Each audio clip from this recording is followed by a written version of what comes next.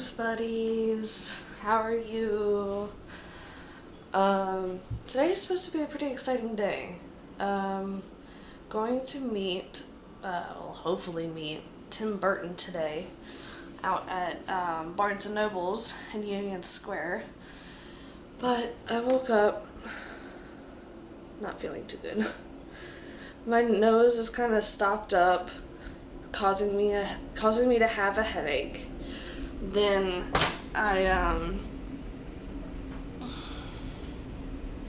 kind of feeling nauseous.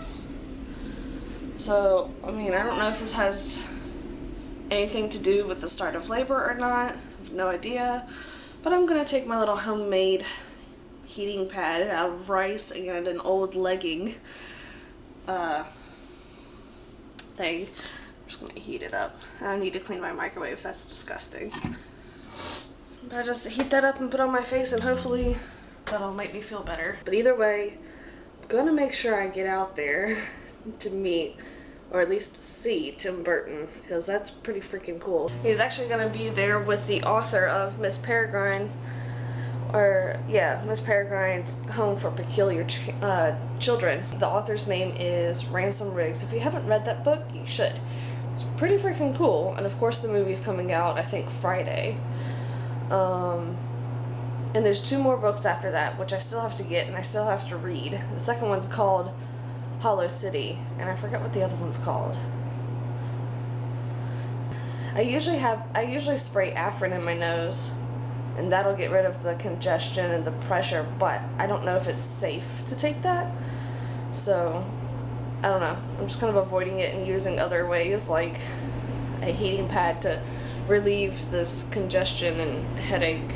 I ever liked before reading it, because I opened it up and I saw the photographs, and I just immediately was taken by it, because I love old photographs. There's something about them that's quite haunting and quite mysterious and emotional and kind of spooky, and then the way you sort of concocted the story around these things I thought was quite creative, and it really excited me, just the way you constructed the story based on these photographs. Well, thank you.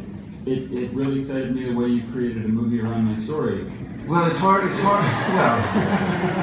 the true big challenge of it is because obviously a book is a different medium, and you have these sort of it's a still image, and movies are obviously moving along. So it's actually, you can't really do it, and so all I tried to do was take what I loved about the book, which was the sort of kind of discovery quality of it, and the sort of magic, and the kind of, you look at a photograph, it tells you a story, but you don't know everything about it, and kind of sort of creepy sort of poetry about it. And so that's, even though the images are moving, that was always something that we tried to remember why, Jane is a screenwriter, why we love the book. So even though things changed, we always kept the spirit in mind. I think there's no the best movie adaptations are not necessarily the most slavishly faithful to the source material, but I feel like in a way the important stuff was the spirit and heart and tone of the book.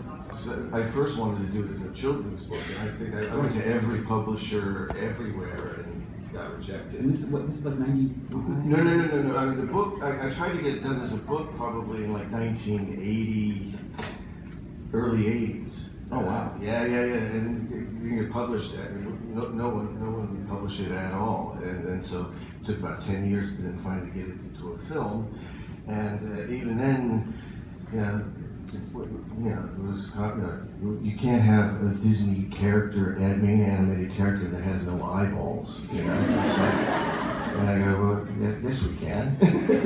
Clearly you can. I think you changed. You have a weird eye obsession, The eyeballs as I think you do too.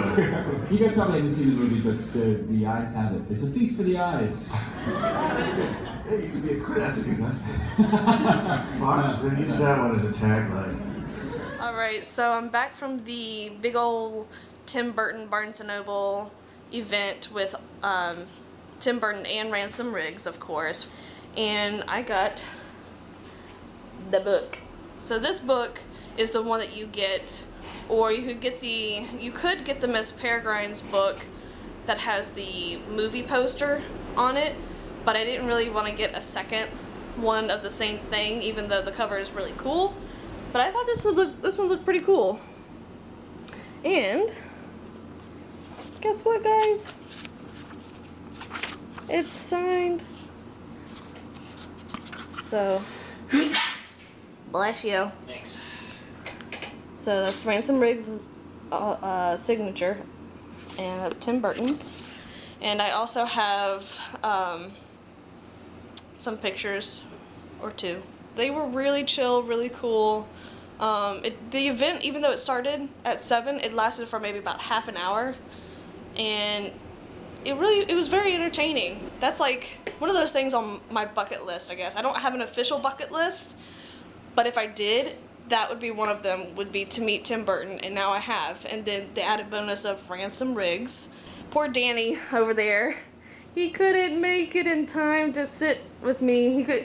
See, in order to sit down, you had to go to the desk, get the cashiers, buy a book, and get a wristband, which is in the other room, but you had to have like one of those wristbands, and that's what happened. So that was tonight's event.